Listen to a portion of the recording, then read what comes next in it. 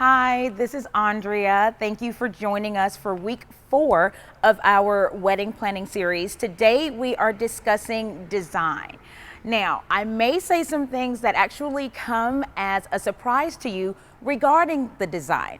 The first thing actually that I want to get across is that you really want to make your wedding and your reception about you and about your fiance.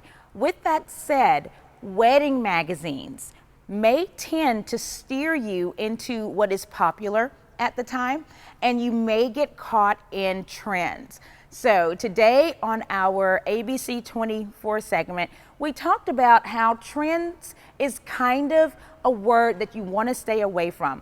What you want to do is to create a flow. You want everything in your wedding to make sense, and you also definitely want it to be about you and your fiance. If you think about it this way, the word trends, if you kind of break it down and define that, what it says is that my wedding is going to look like your wedding because we all are looking at it from the same source. So what you want to do is to bring out what you like to do. When we start to design for our clients, we have them answer a few questions for us. And a couple of those questions are your favorite colors, things as basic as that, your favorite color, your favorite flower for both the bride and the groom. Yes, grooms do have favorite colors and flowers, believe it or not. Also, we ask about your favorite food and your favorite locations to visit, both individually and as a couple. So when you think about things like that, now you have the perfect base, you have the perfect foundation to create a design for your wedding, okay? Now let's think about the word flow, which is our new word when it comes to designing. You really want everything to flow and to make sense from the ceremony all the way through the end of the reception and any type of little surprises that you may have in between. Typically, something like your groom's cake is going to be very personalized, but I want you to design your wedding so that the entire wedding is very personalized to you, okay? So let's talk about stationery. Let's start with your invitations. That is the first thing that people will see when it comes to what your wedding is going to look like. Your guests are going to get a view of it from the invitations. Yes, that's a part of your design. A lot of times when we think about designing a wedding, we think about our centerpieces and our tables and things of that nature. Well, let's keep it going, okay? That is where the word flow, that's what I mean by that. Let's have the entire design of the wedding from A to Z flow for you, okay? So we have the invitations, those go out, your guests know this is gonna be a formal event, even before they read at the bottom, black tie or cocktail attire. Just the paper that it's put on and the envelopes and the calligraphy, all of that is a part of your design, okay? So they'll know right off what kind of party they're in for. We get to the ceremony.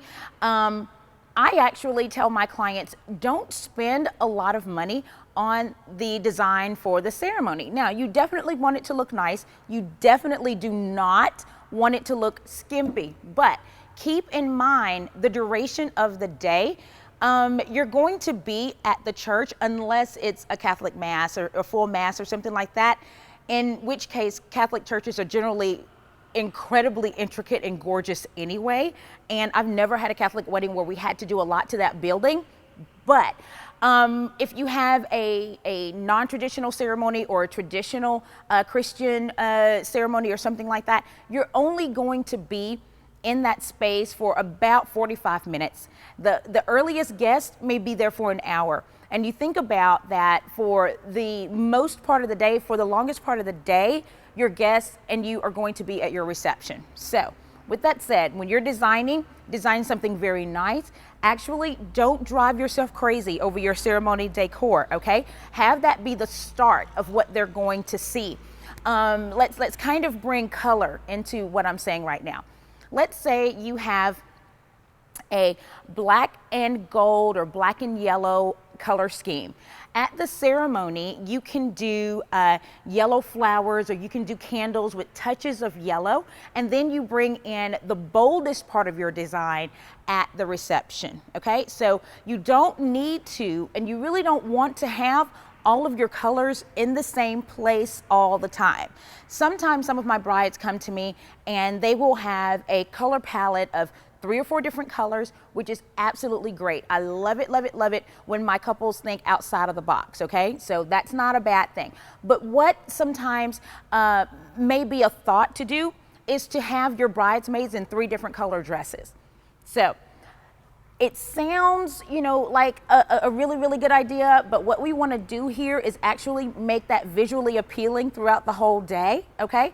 So maybe all of your girls are in the same color dress, and then maybe you play around with the flowers a little bit more, because if you really think about it, I tell all of my couples this, think about everyone actually standing at the front of the church, okay? And you have bridesmaids and you have groomsmen, and then you have 3 different colors going on with bridesmaids, and then you have all these flowers, and then you have a lot of things going on with your ceremony decor. You have candelabras, you have tall vases of flowers, something like that. That is a lot to ask your guests to look at, and then you want them to just concentrate on you. So let's keep the focus on the bride and the groom. Of course, you're in the big white dress, you're in the tuxedo, standing next to the bride, they're gonna know who you are. But just to keep everything visually appealing, just kind of think about that. If that's absolutely what you wanna do for your wedding, then go for it. But just, think about it and make sure that it's going to be visually appealing and not throw your guests off, okay? So now we're talking about colors. You do not have to have, and you don't wanna have, all of the colors in the same place at the same time. You can break them up, throughout the day, in your stationery, in your lighting, which is incredibly important at a wedding. Lighting adds so much, and it does not take a lot. So depending on your financial comfort zone, remember in week 1, we decided kind of not to use the word budget, but your financial comfort zone, okay? So whatever that is, get some lighting into that particular category. It's going to make a world of difference. Today we are filming at Mahaffey Tent and Party Rentals, and you can definitely come here and get lighting. All of course, our linen and our chargers and napkins and everything is from Mahaffey Tent and Party Rentals. So come out to see them, and they will be more than happy to help you pull everything together. Bring your wedding planner with you, but they'll be more than happy to pull everything together for you, okay? So when you're looking at your design, think about yourself, okay? Don't think about what the wedding magazines are telling you your wedding should be. In 20 years, again, something I tell all of my clients, in 20 years, you want to look back and say, I had the wedding that I wanted to have, not the wedding that someone else wanted me to have, okay? Because trends come and go, but you never go out of style. So thank you for joining us today. Next week, we will be talking about catering and food and cakes and yummy things like that. If you are watching this, you've probably already found our YouTube channel. So every week I give you these. So you can watch this on youtube.com/alewisevents. You can visit our website, alewisevents.com.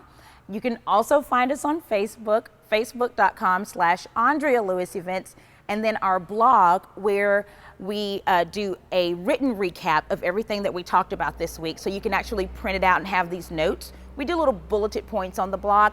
That is theplannerpages.com. So as always, you don't have to remember all of those websites. Just remember one, and it will get you everywhere else you need to go. So happy planning, happy designing, and we will see you next week. Bye-bye.